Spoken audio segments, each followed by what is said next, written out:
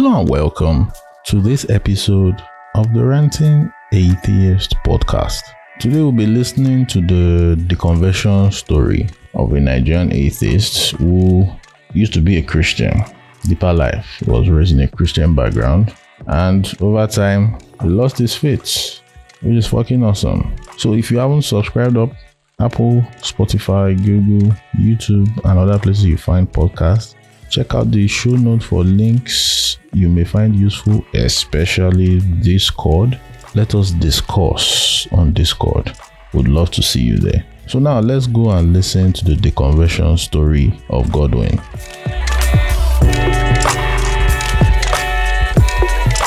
Hello Godwin, and welcome to the Story of an Atheist. How you doing?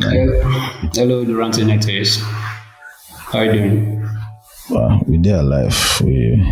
We foresee we thank God, but that one na one chance. Even though saying we thank God doesn't mean anything. It's just I don't say those shit because it just gives those ones, the nitpicky theists, it just gives them unnecessary validation. Even when you say, atheist is saying, oh my God, I'm like, is your God that pathetic that an exclamation is what brings your God into existence? Yes, that's true. But normally, I don't see that as anything anymore. Like I've reached a point whereby I just look at some of those exclamations or some of those tiny bits as something that has to do with our cultural bringing. It's more like a cultural thing to me rather than something that I believe in. Yeah, but who has time to explain to the aha? I don't have time, so I'm already acclimatizing myself, getting rid of such things. What I will do, either I say, I start mixing up gods. Shango when? Like instead of God when? I will Ramazda, do something for me. Calling all these strange gods of other religions. Since we're all going mad, let's go mad indeed. Just like deliberately, what I actually do now is I just say, like, if there's a need for an exclamation, I will just say, oh gosh, instead of oh God. So it's oh gosh. Fuck. Yeah, oh fuck, oh gosh, this kind of thing. because just can't help it. It's something this character, I don't know if I ever watched this. Is it a series or cartoon? I think it's both series and cartoon. Is it Trailer Park Boys? One particular character. Yeah, he wears this big glass. Do you know this kind of glasses that you see? It's very thick glasses. The guy, his own is always, oh, thank fuck. So replace thank God, everything. Oh, thank fuck for helping. I was like, fuck this guy. I was like, I might adopt that one. Thank fuck, but that one seems too stressful. So but the whole religious language, I'm just trying to get it out of my system to reduce the validation of this religious zeitgeist in the air, or whatever language they used to describe that. It's just like more like there's a deep, religion. People underestimate the effect of especially organized religion in our upbringing. Like when we are young, we don't, as in, is more like is actually in all facets of our lives. Like it's not if you turn around, you look here, you look right, all we see is actually Christianity. It's more like the world view that we use to see the world. It's like the glass. Yeah. Like more like we have a tint on the glass. If you put on eyeglasses and you have a tint, so the tint is actually what you see. It's not actually the real thing out there. So Jesus colored glasses, basically. More like colored glasses. So when you actually leave, it's more like you're pulling off the glass. And sometimes, most of the time, you don't actually pull it off at once. Like especially if you are becoming an atheist, like someone who is starting as an atheist, you don't just pull it out at once. You peel it out bit by bit, bit by bit, bit by bit, before it actually falls off. So it's not something that happens instantaneously. So that's more like how I view, especially more like conversion or deconversion stories of like fellow atheists as well. Yeah. It's never one and done. Even if it's a fast process, maybe few days, few weeks, there's still a Yeah, process that you have to go through, whether yeah, no matter how accelerated it is. That's it. yeah, So yeah. let's focus on Godwin today. We are Okay. speaking with Godwin. We would like to know more about you, your location, your age, if you are not comfortable with your age, Gen Z, Millennial, Gen X, what do you do for a living, and so on and so Okay. forth. Okay, yeah, my name is Godwin. I'm confirming my name. Godwin, 26 years, come 26 January. And I live in Nice. Abuja. I live in Abuja. So I don't know if you can say 26. Yeah, 26 is Gen Z. If you say 96, it all depends on the. It's right on the edge. I It want to all start depends out. on whatever sociologists you ask. If sociologists are started on this. It all depends on whatever sociologist you ask. You Well, ask into. 96 is that be 26. That's what. Let me see. No, January 97. 1997. 97, yeah. So, Yeah, Gen Z. yeah, You are the we beginning. are, we are the beginners of Gen Z or Gen Z, whatever I call it. I'm a blogger. I'm more like a product review blogger. I'm also a digital marketer. So, Okay. most of the time I work on, I'm self-employed, I can say for that. Nice. Have they So, collect you from the market? Are you taking? Are you a single pringle? oh, really? I'm single. Single. I'm actually, I actually find it like, especially if you're someone who is actually an atheist, you could find it very hard to see someone that actually thinks like you. Especially in your. So there's some kind of you are actually lonely to some extent. So especially if you someone who actually hungers for knowledge, you find it very hard to meet someone who actually You're thinks like actually you. lonely, and most atheists are fucking whores. Yeah. There's especially it, more like the is more atheists are as in to some extent they are someone who think independently. I don't know why is that their independent thinking won't actually bring us together. So there's more like a problem in that. So we are happy that we see an atheist, but for us to connect in that emotional level, it actually becomes a problem, especially if you're someone who thinks rationally all the time. I consider most atheists as rational, but they are, I think they are independent. Some of us are not be everybody they rational. So that's Yeah, that's it's just, I it's think, one thing to not believe in God. It's another thing to have a skeptical mindset. Meaning, whenever new information comes, you first of all pause. Hold on. yeah, So yeah, why should I accept you? Give me justification. Not that you just because you see some people throw away religion before you know it. They do some other non-religious bullshit and pseudoscientific and all those things. So it's not a default setting that because you're an atheist you are skeptical, but at least it's highly likely. You can say yeah, it's yeah, highly yeah. likely. Yeah. It's highly likely. Yeah, that's just it. And I think that atheists, to some extent, they have to at least come together. We understand that we think differently, we think independently, but at least let's have that cohesiveness in terms of gathering. It'll be tough for To gathering talk, especially, brings PTSD. yeah, You don't because understand. yeah, Gatherings bring PTSD to people, so I don't blame them when they don't want to gather. Atheists are like cats. You put yeah, 15 thank you, cats in a spot, they go in 15 directions. yeah. I agree with The you. only I thing agree we with you. agree on is the issue of the existence of God. Every other thing Every other divergence. thing, divergence. I'm actually someone that actually subscribe to that, but that is actually our being. That is what is making us not have that strong. Because they say that there is strength in numbers. So no matter what we're doing, Yeah, no, it's working. We are consolidating online. I don't know and if you have that's noticed on Twitter.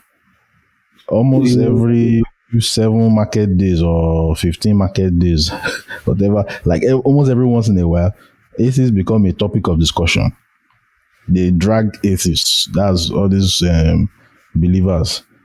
Before, no one gave a fuck about the existence of atheists. Like nobody even could fathom that there are people who actually don't believe in God. Believing in God was already a taking. It's either you believe in God, Allah, or one traditional God. You are one of the three.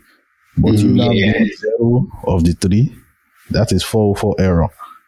But Yeah, now, it's more like yeah, it's now there's a lot of discussion on that. There's always back and forth. Atheists are showing up, putting it in their bios. I'm an atheist. When someone now comes and say, "Why do you have to put it?" I'm like, "Don't you fucking put your Christian and put in one fucking Bible quote, or you put on those Arabic quotes on your profile to show where you belong." So we are here like, hey, don't assume I'm religious. I'm not. Simple. yeah, So it's changing bit by bit. Compared to 10 years ago, it's totally different. At least on yeah, Twitter. yeah, that is good. That's good. I also understand that I think social media have actually influenced the fact. More like if the more you see more it is coming out, the more you see other it is coming out, the more they have the confidence to come out and say that they actually it is. So Yeah, that is the same thing that I'm saying about we coming together, as in more like identifying as it is overall. yeah, that's So for us to have. There's actually Atheist Society of Nigeria, but they are not active online because it's almost like they are Gen X boomers. Now they're now waiting for yeah, the they are like projects. the They older are generations of so they are the older. more. They are more on the street, and these days, somehow to they walk up and down, no, they work. Oh. Yeah, yeah, So it's true. It's true. that's it. Yeah. So, when it comes to the religious spectrum, what do you identify as? Is it agnostic, atheist, irreligious, or you don't do labels? Oh, I'm actually an agnostic atheist. I'm an agnostic Okay. atheist by identification. Like in terms of the knowledge, I believe that that is this unknowable for you to know that there's actually a God. But in terms of Okay. my position, I'm an atheist. I believe that I took the belief that I don't identify with a God I don't believe in a personal being that is out there that we actually pray to or some other thing. So to the fact that I don't Yeah. believe that I don't even believe that it is knowable. But at the same Okay. time, I have to take a position. I have to take a positive position. The positive position is that I don't believe in a personal God. So Nice, nice. Yeah. So, how do you address people that try to corner you in the agnostic when you're saying you don't know for sure there's a God? When they say, you're an agnostic. How do you deal with such I arguments? I think that I think there's a misconception on the issue that have to do with agnostic. It's more like an assumption that if you are an agnostic, no, there's an assumption that agnostic is the middle ground, but I don't think so. Agnostic is an epistemological position. Is a knowledge position. The knowledge is that it's not there. You don't know that there's actually a God. That is a knowledge position. That is different from an atheist. An atheist is the positive position. It's more like it is the default state. Let's say someone is religious or non-religious. So is either someone believes, you can't help but to believe. And so what I'm trying to say is that belief is something that happens by default. So like now I'm looking at my computer now, my system now. I believe there's a system here because I can see it. So, but so it's the same thing with God. I don't believe that there's a God because I don't see any evidence. The evidence is the agnostic position that I take now because there's no clear evidence that there's actually a God. So the default position that I then take is the atheist position. So I don't know if you get it. So I get it. I get it. the agnosticism is actually what lets me, is actually what makes me take the default position of atheism. It's more like if there's a God now, I'm not an atheist anymore. I know that this God actually exists, so I'm no longer an atheist. But I know that he exists, but I don't worship. If I don't worship him, then that is a different position that I'm taking now. But for the Father, I don't see it. So the agnostic position, I don't see it. And the belief position, I don't believe because of the agnostic position. So they go hand in hand. So Yeah, most of that, us that are calling ourselves atheists, we're agnostic atheists. We're just like yeah, agnostic, relax there. I'm an atheist, so let's face that one. Because when things hear if they believe, this one is saying you believe God does not exist, therefore atheism is another religion. I'm just like, come on, man. Atheism Come don't on.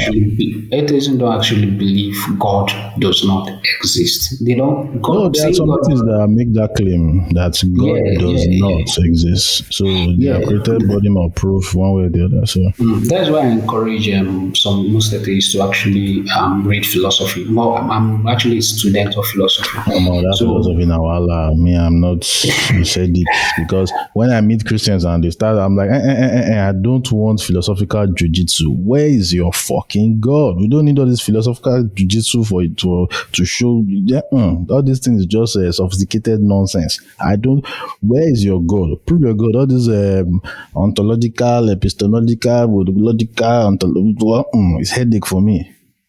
Headache. yeah, I get that, I get that. But the thing is that to some extent that you really have to. There are some Christians that are actually rational to some extent, whereby they will agree to hear Good your that you said. position. That's why it's good that you said to some extent because Yeah, there's a firewall right that is up to a certain point that you just see that my logic just flies out the window without the so yeah. that's It's for you to point that out. It's for you to point out where their logic actually fits. So sometimes you need some kind of as in some Socratic logical, method questioning. yes, all those kind of philosophical inquiry and questions for them to answer. So let them just, it's more like let them just bite themselves. So Well, that is that's what why that, we have people like you and other people interested. Not be everybody go carry philosophy for it. So yeah, I I need it. understand. It's not compulsory as an atheist. It's No, okay, show no, me it's evidence. not compulsory. It's not Show me compulsory. evidence of your God. I'm basically what I just want to what I think I'm represent is just the layman atheist. Just like, hey, where's your God? All the philosophical jujitsu, I'm not interested. Where's your God? Can we prove your Yeah, God? What's the scientific method of proving your God? So all those things are just they are just smoke screen. That's what I see all this philosophy when arguing with Christians. When Christians start bringing in what's your source of deduction, what's your source of induction, what's your source of what's the grounding on which your of logic stand, yeah. It's presupposition. true. When I just meet presuppositional Christians, I shut down the conversation once because once they just start say God is supreme, everything depends on God, blah, I'm like, conversation is over. Get the fuck out. There's nothing to argue here. You have already concluded. You have your first premise is already a conclusion. So what the fuck are you talking about? That's why I Yeah, just shut it down straight. So let's move on from philosophical jujitsu. Let's go into your religious background. What was it like? What was the breakdown? Follow down from your earliest memory till latest. okay. I grew up in more like I was born in Lagos, so I grew up in Lagos, and at the age of 15, when we left, I left Lagos. That is with my parents. We actually moved back to the village. Growing up in Lagos actually influenced me because one thing I understand about the environment is that you actually mingle with different Muslims and Christians. I have a friend who's actually Muslim. I have a friend who's actually Christian. I also have the owner, the landlord of the house that we live. More like if you just move outside, you see sham. You know the sham outside. So Yeah. yeah. I actually remember all those, especially when they are doing their oral festival and some of those. So when we moved to I'm from Benue. When we moved to Benue, and actually I did my senior secondary in Benue. Then from there I moved to Abuja. So since then I'm based in Abuja. I moved to Abuja at the age of 17 with my parents as well. So we actually been living in Abuja since then. So growing up, I never imagined I would actually be an atheist. So, Never do. yeah, I never imagined I would actually be an atheist. Well, because my parents, I grew up in deeper life. Oh Yeah. Lord. Yeah, I grew up in the deeper life. My mom was a deeper life member. My dad was actually a deeper life member. My dad was actually, he rose to the rank of a coordinator. He almost became a pastor there. I wish he had stayed longer. He would have become a pastor. But it didn't because we left. We moved churches. My mother is that kind of person that I go to prayer houses, especially when there's anything that you hear, that you see, like there's a slight sickness, or if something happened to somebody, you should want to, you just want to know what's going to happen.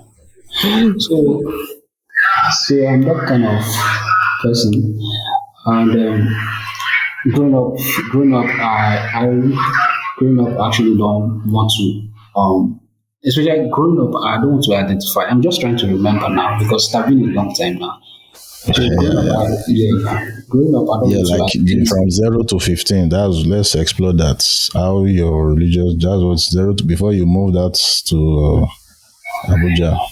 Okay, like from 0 to 15, that was when my dad was actually coordinator in the life. So what was your experience, your first early memories of how the whole deeper life, then God belief, your relationship with God, it's really a confusing time. How did you navigate all that? The confusing times was not even actually when I was 15. I know when I was 15, I'm sure I actually love to read. I read a lot. Yeah, everybody says that. I read, but like my dad, when my dad was in the deeper life and my mom was in the deeper life. So normally we left deeper life, then we moved to another church, more like one of those new age churches, the one that will have like 10, 15 members. Let's say someone is pissed off with a bigger church, then we go and open his own church. That thing is common in Pentecostal. When you say new age, is it new age, or like Pentecostal, but they created their own startup? Yeah, it's more like a startup. Thank you. It's more like a startup. So, like when you're pissed off with your main pastor, like if you're in a bigger church, then you just move some members to a new church. That is common. There'll be like a civil war. They'll separate. Yeah. And those who like this pastor will go there. Those who don't like that's a good year. So then you can form your own church. Then my mother will just go there as well. Will say, no, that pastor, he has a dream that this new pastor is the real deal now. So we should move to this other church. I mean, I don't have to say them. In fact, I don't even care because I don't have to say I don't care. They said I was stubborn. I know I was stubborn, but for me to disobey my parents, no, I can't do that. I know because my dad, I was in school, of course, and I also have to. I'm still under my parents' roof, so it's not something that I would do.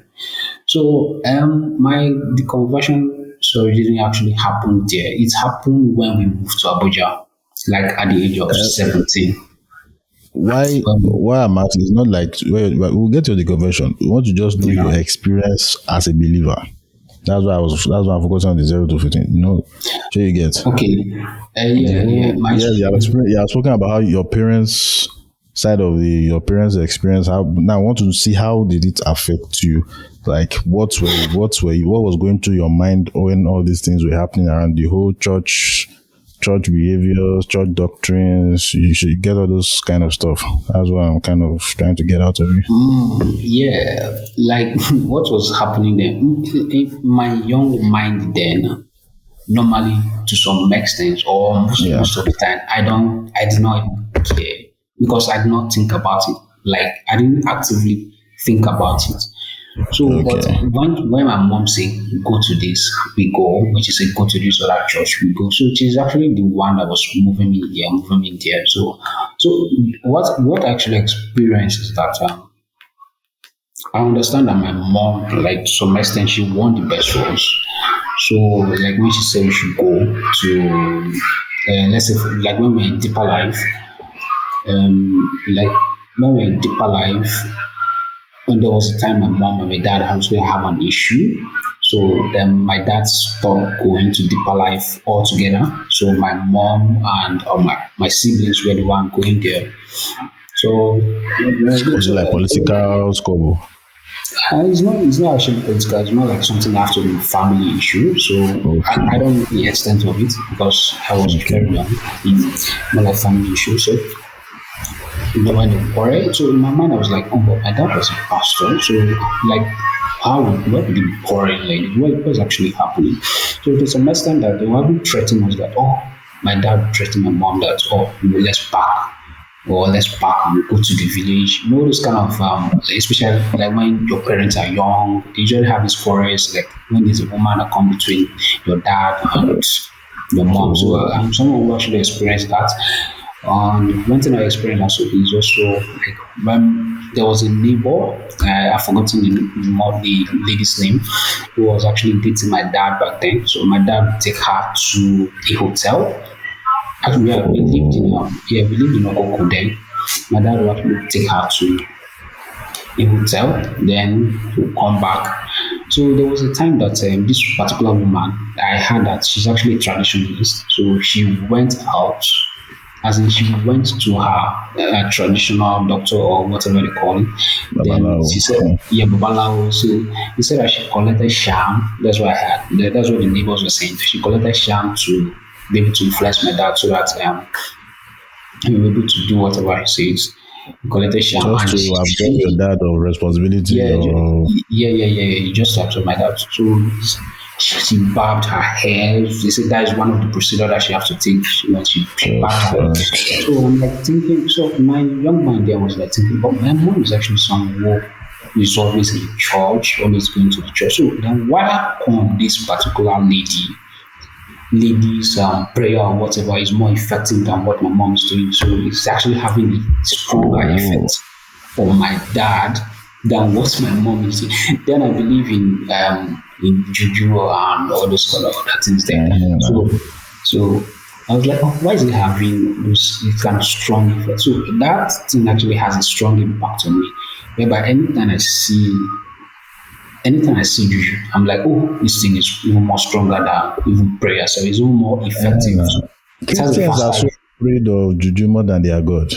Yeah. I think that's where it actually comes from. It's the perception that the juju is actually more effective. I don't know how. To some extent, even not till I'm trying to ask him why that is impossible or why is that. On a side note now, like this fear of juju, people can't even pause and look like, why is it every time when juju is being referred to, it is for a negative effect? It is to cause harm. There's never a time it is always good. Even the so-called good, there is blood or whatever, either an animal or a human being is being sacrificed for that good, which is still evil at the end of the day. Like it is always bad. Meanwhile, in the fucking Bible, these fuckers are sacrificing animals, sacrificing human beings at some point. Yes, glory be to Yahweh. It's so like. And it's traditional religion. The traditional religion has just been demonized and devilish and bad.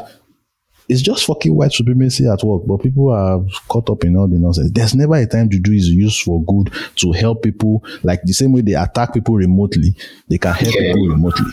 It never happens. It's fucking crazy. So I don't know, but I think maybe it has to do with the perception, right? Maybe something that have to do with, they look at Christian religion as more like a vanilla in terms, it's more like a Western kind of religion, and they don't attribute Western with evil. So it's maybe something that have to do with that. So let me continue what I'm saying. That period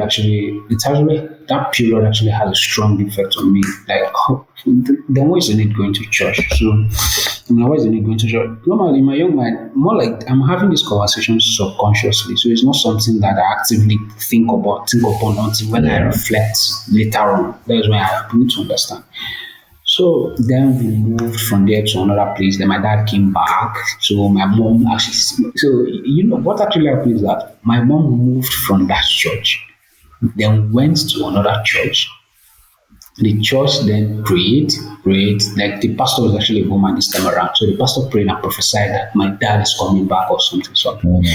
And to some extent, funny enough, my dad actually came back and apologized to my mom. So I'm just like confused. What the heck is going on? It's more like, is it like a power struggle between the juju and some other thing? So and then I later believed in.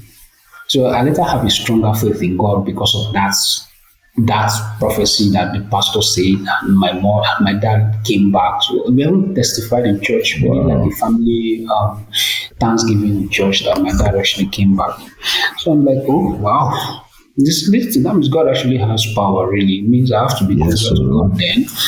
I say, okay. The problem too, since then I became closer to God to during my WAEC, my junior WAEC. I'm doing all that, prayed and some other thing, and God showed me. So that's just then before. Then later on, they started again. My dad actually followed another person. So, So you see. yeah, so this goes on and No, on. Ajuju is stronger. They also are used strong. This time around, even on that person. So then my mom moved again to another church and said, "Oh, this is there is," and said that the pastor will also pray again and for my dad to come back. So, but this actually goes on. I think that is actually what made my mom move from churches to churches. It's actually because of my dad, for my dad to come back. So it was actually when I reflected on it, that's when I understand that my mom is actually someone who's is an ultra religious person, and the only thing that she understands is prayer, and going closer to God. So it's more like an indoctrination that have been instilled in her right from when she was young. So that's what I attributed to it. Okay.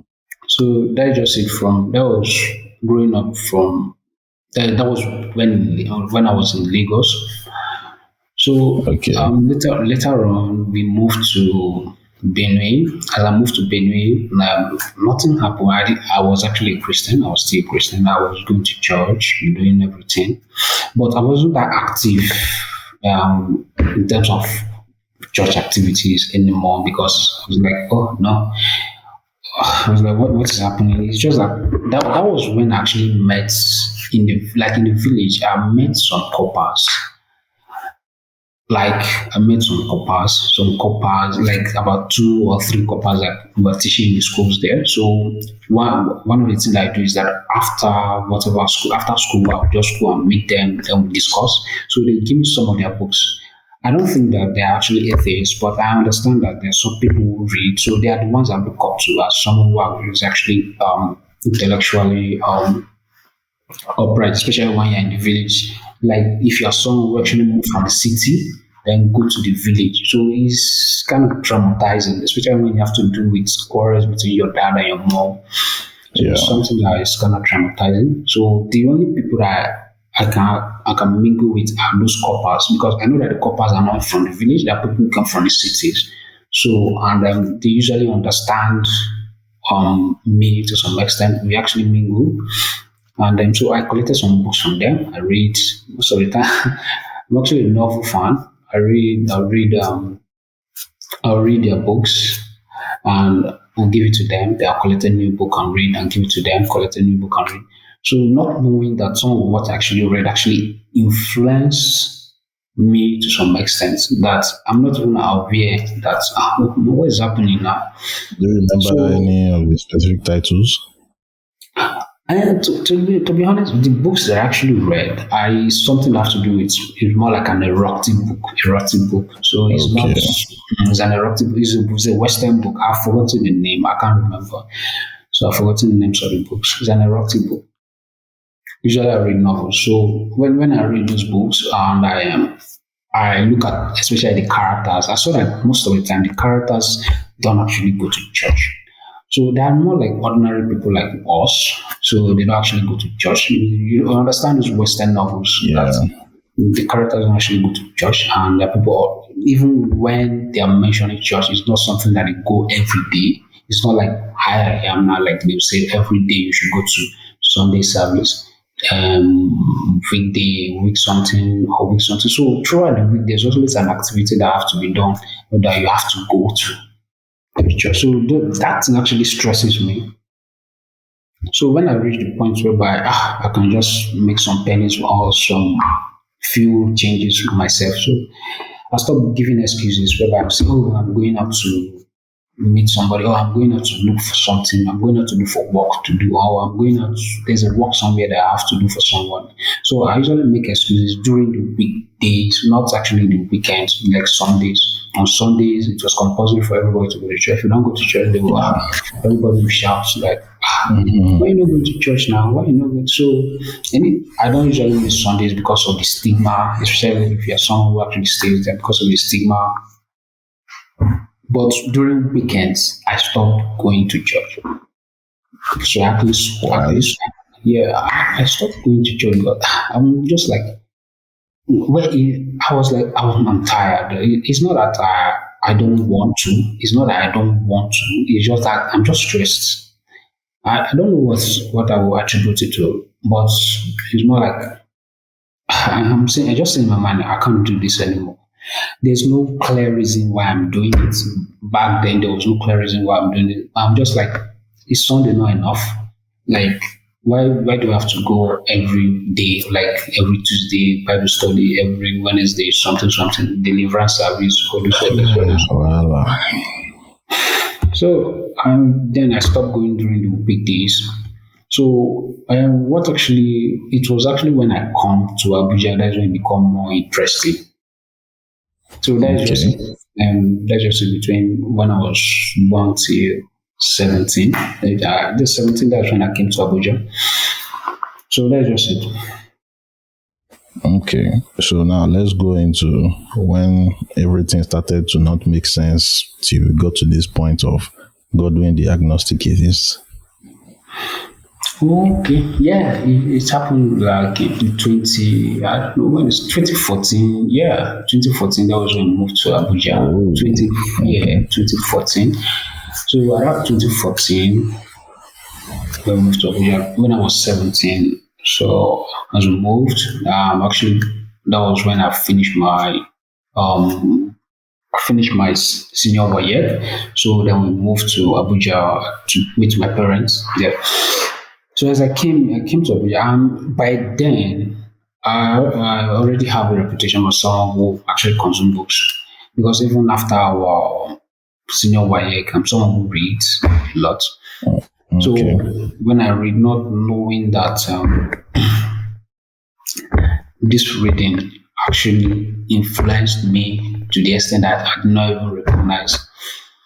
I don't even know how to put it.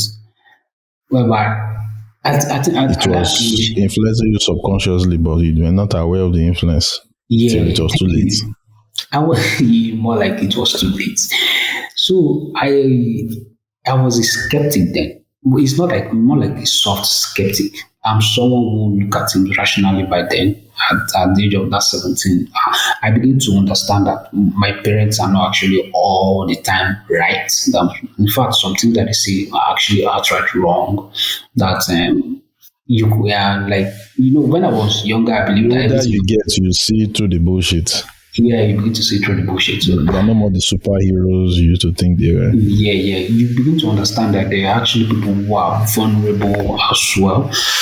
Like So any other human being. hey, they're just like another movie. So I'm like, oh, okay. So that was when I got my first job. When I came to Abuja, I was working more like a menial job like that. So I was working. It was just like that was when I had the time to stay away from my parents for the first time. Maybe I don't have to in the night. I don't have to sleep at home. So those times actually gave me the time to self-reflect because I stayed away most of the time from my parents by then. I'll go to work and I'll come back on weekends. On weekends, then on Sundays and Saturdays, I'll go to church. And so then we're also going to deeper life. We were also going to deeper life. So I Okay. went to church. But when I was going to deeper life back then, I wasn't an active member. More like I'm only coming to church on Sundays. So when they say that, oh, brother Godwin, won't you come out? You know how deeper life is. They'll say, oh, won't you come? Just come. And you want to come and join. You have to join the group. So I'm just like, what the fuck? I'm not saying I'm an introvert. I'm someone who is introverted. So that was then I was highly introverted. So I was just like, why do you like when the church closes, usually this happens when the church closes. When the church closes, they will meet you. Then they'll say, they'll send one of their youth leader to meet you. Sorry. They'll send one of their youth leader to meet you. Then they'll say, brother, we have so days, we have so days. Won't you come and join this group? Or won't you come and do this? Or what do you, in fact, where they'll start is that, are you in school? They'll say, are you in school? That do you want to, what school do you want to go to? They'll direct you to something. They'll say, "Are you looking for a job or some other thing like that?" Like, "Oh, are you? What work do you want to do?" Then they'll direct you to somebody who is actually maybe who is actually well off, who have the capacity to give you a job. So I think that is just one of the things that they hook you with, is by giving you something that you won't be able to resist. Then you'll be able to resist, so that when they hold you, you know that Good marketing. you know that the reason why you're actually alive is tied to that person. So, and I'm not someone who believe who usually I'm a very independent person. Not just socially, I want to be independent financially as well. So I'm not someone, and I won't allow a particular idea to hook me down, or pretend to believe in something that. No, I was a Christian back then. I was a Christian, but I'm not that active. So I was thinking, I'm not like self-reflecting. So when I go to church, usually when I go to church, usually because of my mom. I don't want to offend her. So on Sundays like this, I'll go to church. So, but then, so when I begin to reject their advances, that when they say, "Oh, brother, I want to come and join this particular room. I want to come and join this particular room. Look at your friend there; he's also joining." I don't have a friend there. They know that I don't have a friend there, but they also want you to be close to everybody, so that they draw you in, so that they make you something. At the point, they want to give me a youth leader. I was like, no, I can't do that. I was like, I can't do that. I don't want it. I don't want it, because when they see that you're actually fluent, you're someone who speaks, don't even make mistake read the Bible in the church. Because once you make mistake read the Bible and they see how fluent you are, they want to give you a position in that church. So I was actually on a low key there. I will go. So before sharing the grace self, because in deeper life they don't share the grace. I think they don't actually share the grace. So before they close it, you already know the time that they close. Before they close this, I'm already preparing my Bible, wrapping up everything. I'm trying to move. So I leave. Sometimes they'll meet me at the gate. I'll say, no, I'm sorry, I'm going to work. But I'll tell them I'm going to work that day, because usually on Sunday I go to work. So that is actually a strong excuse. It's a very irregular excuse that I actually give them. So we reach a certain point whereby I'm like, I can't do this anymore. Then I was a Christian then. But I know people who are Christians and who don't go to church and still live well off. So I'm like, no, these people are actually they live well, they're actually still Christians, but they don't actually go to church. So why can't I just be like that person? What is wrong with being like them? So then this was just more like me asking myself, it's not thinking out loud. So I'm saying, oh, why can't I be like them? So I begin to go. I continue going to church. I'm going to church anytime I come home. I go to church. So sometimes I'll actually skip a week not to come home, because I don't want my mom to tell me to, or my mom to use more. You know how women behave. They were like, "Oh, you're not going to church again. Oh, what's happened now? Are you not going?" So, well, this subtle way of trying to persuade you to go. Yeah. So I don't want that. So I'll stay behind. So but later on, there was a time at a point whereby I even come home, then I'll pretend, carry my Bible, I'll go to church, I'll pretend I'm going to church, but I'll then move. I'll go to another place, I'll go to my friend's house who is not going to church at that particular day. So I'll just go there. Or I'll just go to a joint and just sit down, just worship. I'm just looking at the Story of my time. life. Yeah, looking at the time when they will close, then I'll leave, I'll go home. So that was what I was actually doing. So at a point, I didn't even carry the Bible out anymore, because I know I'm not going to church. But my mom started suspecting me. She was like, "Are you going to? Are you sure you went to church?" I'm like, "Of course I went to church. My Bible is in my phone." So I was saying my Bible is in my phone. So there's no need to ask for a church. Gosh, I went to church. That's what I'll tell her. But she knows that. Well, she suspected that I didn't go to church, because and usually one of the things we have is this morning devotion and evening prayers. Those things are, to be honest, those things they're more like needles. You know, needles. They're more like needles. It's something that I have to pass through every night, especially when we are praying tongue by tongue. Especially like now me, I'm the firstborn of my family, or like the first one, also the firstborn. So I'm expected to pray, at least lead the prayer at some point. So after my dad or my mom, and then I'm expected to lead the prayer. So, so I usually dread praying. Because for a long time I stopped praying even before I stopped going to church. For a long time I stopped praying, even in my mind I stopped praying.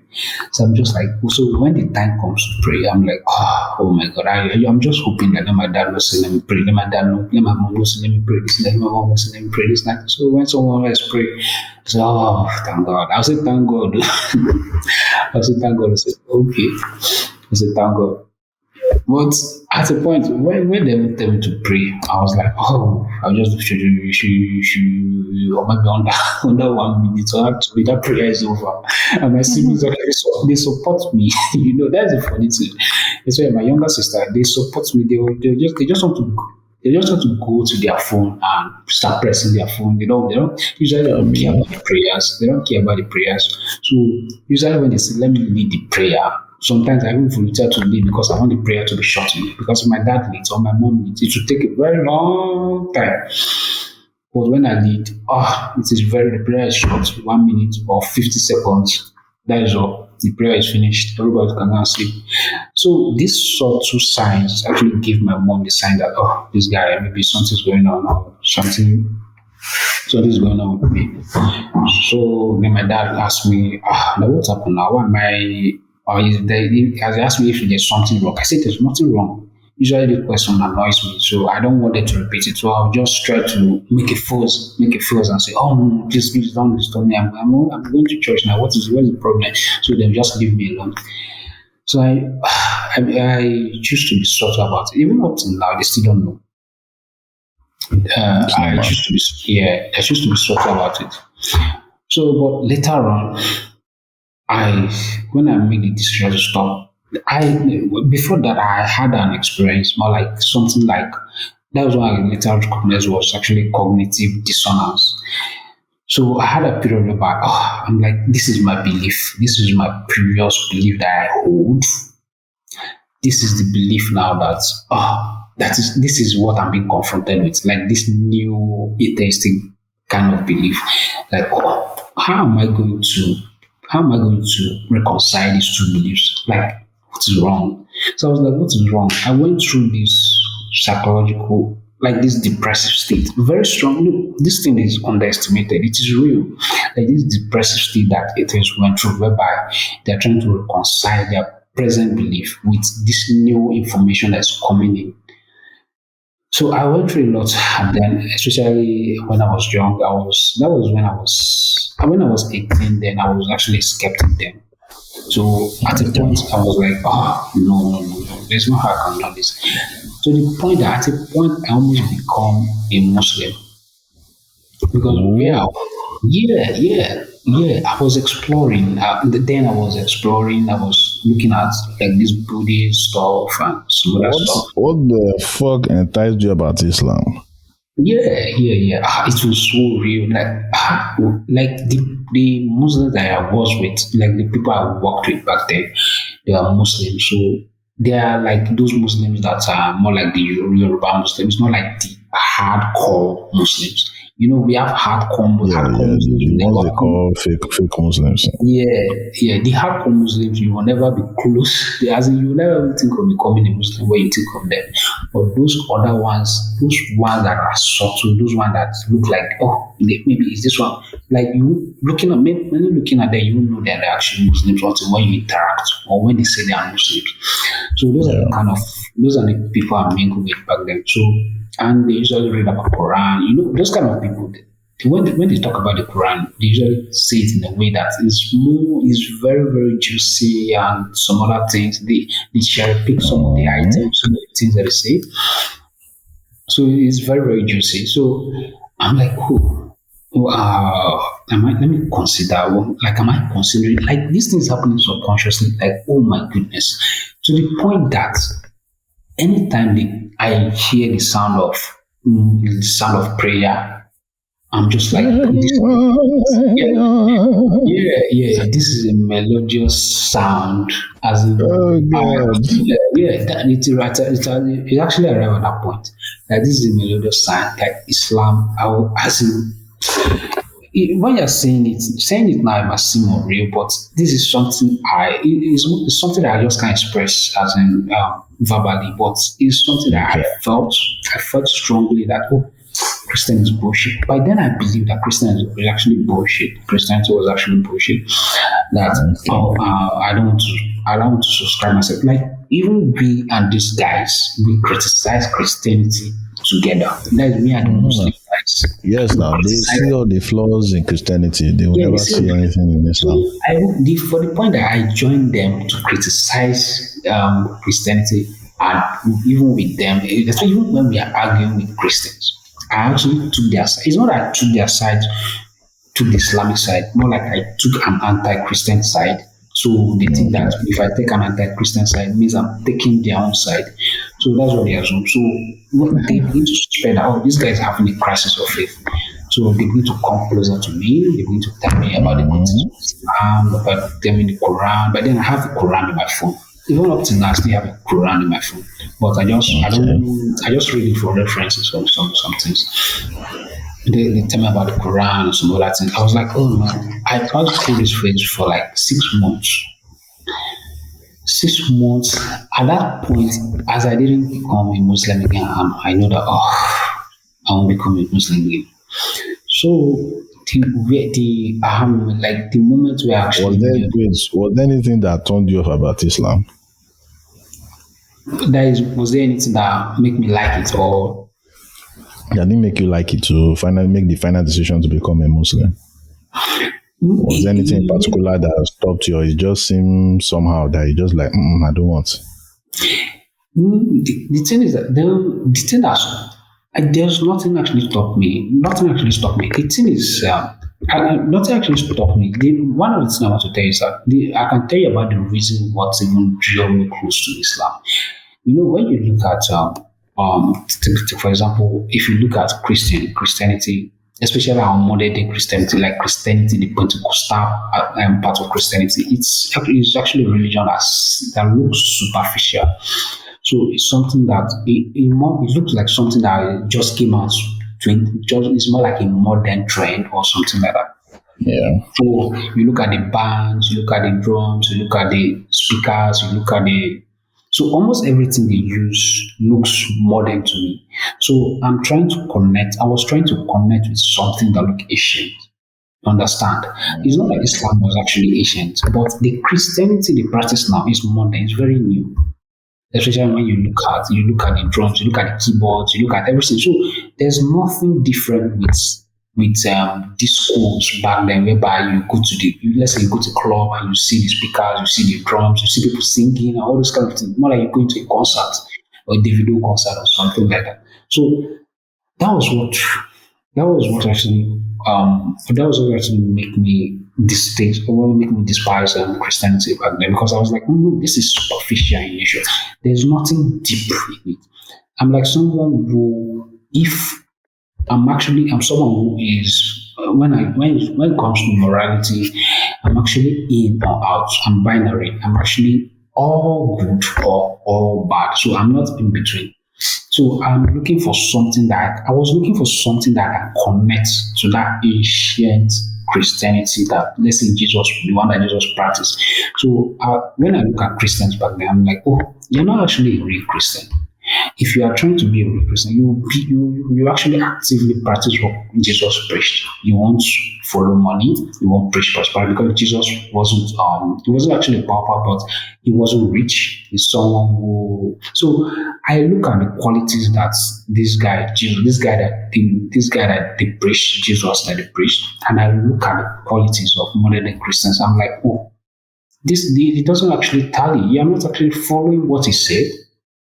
In fact, if to some extent you're actually against what he preached, because you are more like following the trend. Means Christianity is malleable. So the fact that Christianity is malleable, that is what actually beats me up.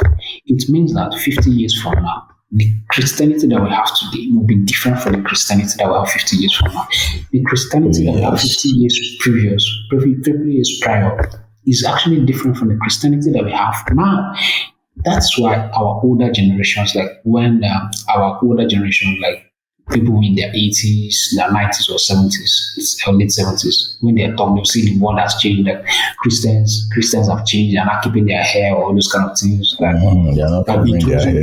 Yeah, they're not covering their hair. They're wearing trousers. They're wearing trousers. That the way they preach is different, and it's actually true. So the reason is true. It's because they allow Christianity to follow the trends. It's more like that's the only way Christianity is still surviving to today. It knows how to adapt. It is more like capitalism. There's nothing different from capitalism with Christianity. that is just, it's more like capitalism. That is why I believe that the US they usually have an influence on this. So that was what drew me. So, and Islam is something that Islam is a religion that it doesn't change. You understand? If you're a Muslim, it is actually the book that was written the book that was written during the Muhammad time is actually what you are reading now. It's not like the Bible that was tampered over. There's argument on that, but story another day. So there's argument on that, but there's an argument, but there's no. I understand that. I'm open to be proven wrong. So that is just one of the. Okay, now so after Islam, when you push Islam again, so where was that point of you crossing over to becoming an agnostic atheist? So after Islam, then I moved to. After Islam, there was a time I relapsed back to Christianity to some extent. Then I moved to. You beg God for forgiveness for attacking Christianity. Yeah. Look, there was, that period, that thing whereby that clause in the Bible whereby it said you can insult Jesus, but you can't insult the Holy Spirit. So I was like, I haven't insulted the Holy Spirit yet, so it means God can still accept me for thinking all these kind of things. So then I moved back. So I relapsed again. When I relapsed again, that was when I began to read about some of this philosophy and science, because I'm also a science fan. I read about science. I read about evolution. That was in biology. I read about especially geology, the age of the earth. I read about astronomy. So I read so many books. So those books together, their works actually influenced me most of the time, or to some extent that I became an atheist or an agnostic atheist. So since then, at the age of 19, I've become an agnostic atheist, even up to now. So for the past 7 years now, that's how I've been. Yeah. Wow. Yes. We win our COVID save us. Oh, COVID. That COVID, though, even for COVID, like, wow. 7 years, that's fucking awesome, man. Fucking awesome. Like, the whole, that Islam part caught me off guard. That's why I had to like, whoa, what carried you there? But I explored so many things. I was like, I would expect Buddhism. I understand, but Buddhism is actually, I don't know, most atheists that I read, as someone that I've explored, they have actually come across Buddhism, because there's an aspect of Buddhism that is actually atheistic in nature. I think it's Maharashtra. But Tibetan Buddhism, that was one of them, they're crazy. Yeah, those ones are crazy. They're very zealot and very ultra religious. So that's it. Yeah. So, who did you tell your family that you're an atheist? Or your family, friends, or immediate circle? Like, is there anybody that you're confident, even as you're still being subtle and lucky? The truth is that I've told my family are not aware. My dad is not aware. My mom is not aware. But the person that actually accidentally told is my younger sister. Yeah, my younger sister is aware. Usually, I ask them Socratic questions, like especially at night when we sleep. I will ask them, like, we begin to. My younger sister, I think she's agnostic now. I have not asked her because usually I want them to explore and get to the conclusion by themselves. And get to the conclusion by themselves. But I know she doesn't go to church anymore. She doesn't go to church anymore. I know I have an influence in it. Sometimes I will chide myself, like, why am I doing that? Why am I having this strong influence on them? So I don't want to. Anytime they bring something that I have to do as long as you are not forcing it on them and they are open to having discussion. I didn't force it on them, but they saw that I didn't go to church. They saw that I didn't go to church, so they believe that if I didn't go to church and there's nothing wrong with me, and there's nothing wrong with me, so why they force about going to church? My mom pressured them, I should do this. We don't go to church. I will marry you. That's all this kind of thing. So I don't really marry someone who goes to church. All those kind of things. Even when she talks to her boyfriend, like her boyfriend is actually a Christian. When she talks to her boyfriend, she will tell the boyfriend that yes, she's going to church that day, but I know she will not go to church. I'll stay at home. She will stay at home. Even all my siblings, most of the time when I'm around, they'll stay at home. I won't say anything to them. I'll ask them, why don't you go to church? Why are you not going to church today? So they don't have clothes, or they're looking for clothes, all those kind of things. They give these silly excuses, but deep within me, I know that you can see the stress of church planning because the church is stealing out of your 2-day break every weekend. So that shit. It's not like now when I have the time to myself, but still yet I stop. But it's my siblings my younger sister stopped going. That is so free. Anytime to go to cinema for one blockbuster is Sunday morning, Why people are doing praise that Lord are watching I was like, yes, empty cinema. Fuck all of you. Stay your churches, man.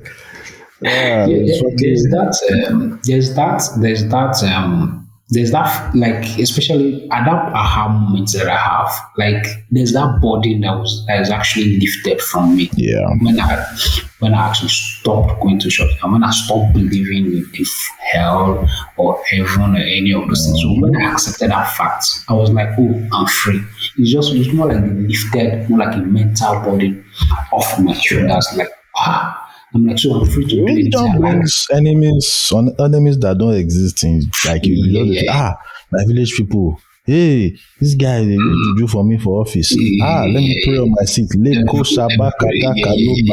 Say somebody has put juju on my chair in the office to collect my promotion, collect my destiny snatchers. You collect destiny Nigeria still day one zone. I know if you collect better destiny. All of our destiny now does me.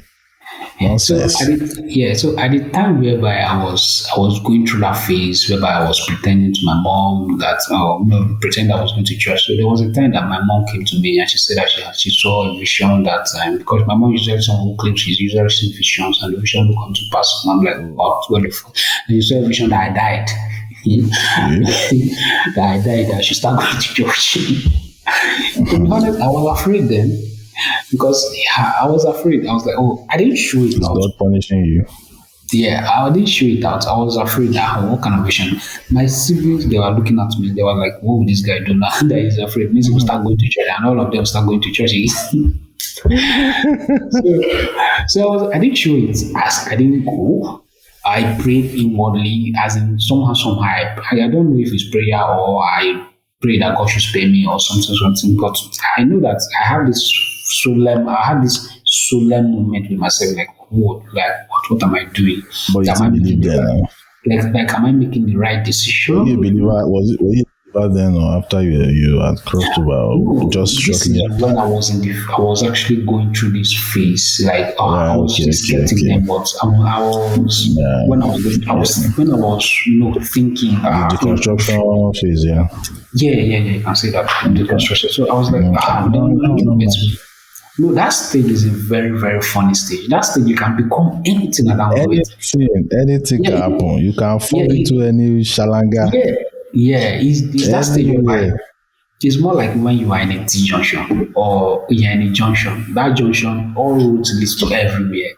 So at that point whereby if any decision you make, that's where you stick. What happened is that everybody became a suspect. I did not decided that everybody was a suspect. Even these fucking atheist people, you're all suspects. The devil wants to use you.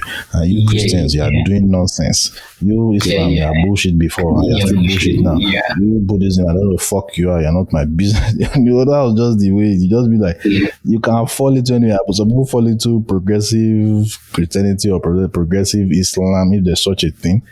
Like you just enter watered down version of their beliefs. I went through that phase too, but I know to last. So luckily. Even me, I didn't last there. Like right now, I'm a secular humanist. I consider myself a secular humanist because you can't just be an atheist. You have to take a positive worldview. An atheist is a default position. Well, humanism is a different side. It is like a different set of ethics and the atheists are just there and they are fucking assholes and all that. So What the secular? I don't know. Secular just simply means you place humans above whatever thing that is out there. You place humans come first before anything. Like the fact some people are more. I don't know what they call themselves, but they don't they place all sentient life, so that includes animals. Yeah, some people place animals. In my mind, I'm like, I can't sacrifice my chicken. I'm still species. Let's solve our human problems before you give a fuck about animals, man. If push comes to shove, there's no food around, I'll eat a cat. I think those are just the most far leftists. Like those are Western European countries. Those are the ones that subscribe to far leftists. How do I want to be vegan in Nigeria? It's too fucking expensive to be vegan. I can't afford to be vegan, so I need my diet. I need my complete diet. Like, fucking hell, man. Yeah, so one of the things I observed is that it's actually very easy for a Muslim to become a Christian than for an atheist to become a Christian or a Muslim. That's what I observed. Christianity is more liberal than Islam. My father was a Muslim before he became a Christian. There's still a level of freedom you have in Christianity. Your mode of worship and all those, you're not bound by 5 times a day. You pray whenever to whoever, however. God listens to your heart and all that shit. So there's a flexibility. That flexibility is very attractive in Christianity. When you now go to see that Islam derived from Christianity, so it's easy to see that I go to the source. That is easy. That's true, man. So, bro, it's been a great chat, man. Thank you for sharing your story. Do you want them to find you online? You don't have to. It's not compulsory. It's not compulsory. No. Not yet. No, Nothing to you. Some problem. I'm very happy to be in your program here. Very happy. Thank you for reaching out. I really appreciate that. Yeah, no problem.